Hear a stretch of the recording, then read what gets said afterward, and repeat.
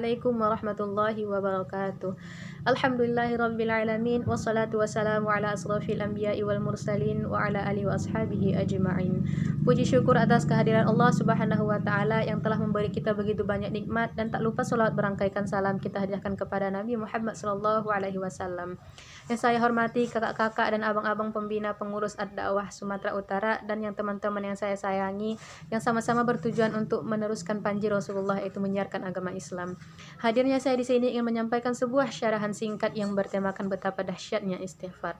Istighfar adalah memohon ampun kepada Allah atas segala kesalahan dan dosa yang telah dilakukan. Pintu rahmat dan ampunan Allah selalu terbuka kepada hambanya.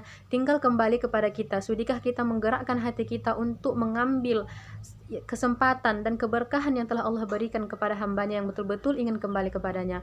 Quran surah Al-Anfal ayat 33 yang mana bunyinya, Bismillahirrahmanirrahim. Wa ma kana Allahu liyu'adzibahum wa anta fihim wa ma kana Allahu mu'adzibahum wa hum yastaghfirun.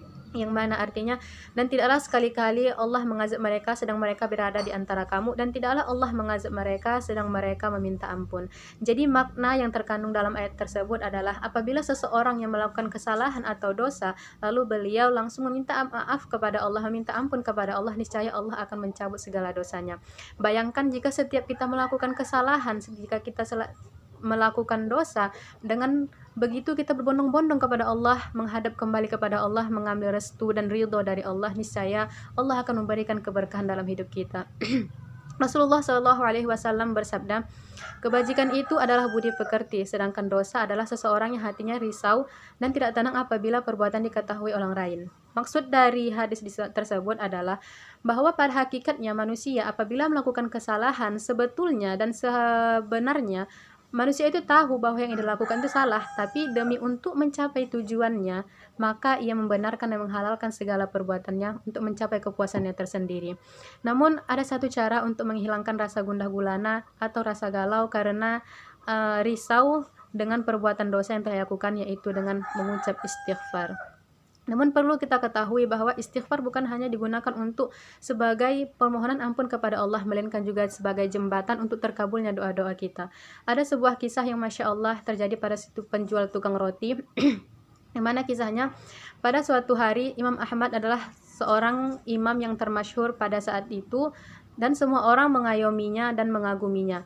Pada saat itu beliau ingin melakukan suatu perjalanan ke negeri Syam, padahal ia tidak tahu apa makna dan tujuannya tadi untuk pergi ke negeri tadi. Lalu sesampainya di negeri Syam, beliau beristirahat di sebuah masjid, ingin melakukan salat asar dan zuhur. Setelah malam, beliau ingin beristirahat dan menginap di masjid tadi. Lalu si pengawal mengusir Imam Ahmad tadi dengan rasa tawadhu. Imam Ahmad pun keluar tanpa mengeluarkan identitasnya bahwa ia adalah seorang imam besar. Dengan rasa tawadhu beliau pergi, lalu si tukang roti memanggil dan mengajak untuk menginap di rumahnya. Sesampai di rumahnya, Imam Ahmad melihat si tukang roti tadi mengadu adonan kuenya sambil beristighfar.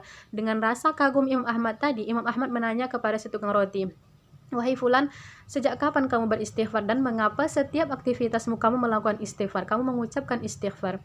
Lalu si tukang roti menjawab, "Aku beristighfar sejak lama dan tidak ada satu pun doa yang tidak dikabulkan Allah kecuali satu." "Apa itu?" kata Imam Ahmad. "Aku memohon kepada Allah sebelum aku diwafatkan, aku ingin bertemu dengan Imam Ahmad." Dengan rasa haru Imam Ahmad mengatakan, "Aku Imam Ahmad." Jadi Imam Ahmad berpikir bahwa dengan istighfar si tukang roti tadilah yang membawanya ke negeri Syam tadi. Masya Allah, begitu banyak hikmah yang kita ambil dari kejadian tersebut. Untuk itu, marilah kita bermuhasabah diri. Kita harus mengingat bahwa kita akan kembali kepadanya. Kita lakukan sebaik mungkin. Karena semua yang kita punya dan kita lakukan di dunia ini akan dipertanggungjawabkan di akhirat. Kita jangan sombong kepada Allah. Rasulullah Shallallahu Alaihi Wasallam saja yang sudah dijamin kesyurgaannya, beliau tetap beristighfar sehari sebanyak kurang lebih 100 kali. Lalu bagaimana dengan kita manusia yang penuh dosa dan maksiat? Begitu banyak begitu dahsyatnya istighfar, selain hanya untuk meminta ampun kepada Allah, juga sebagai jembatan terkabulnya doa-doa kita.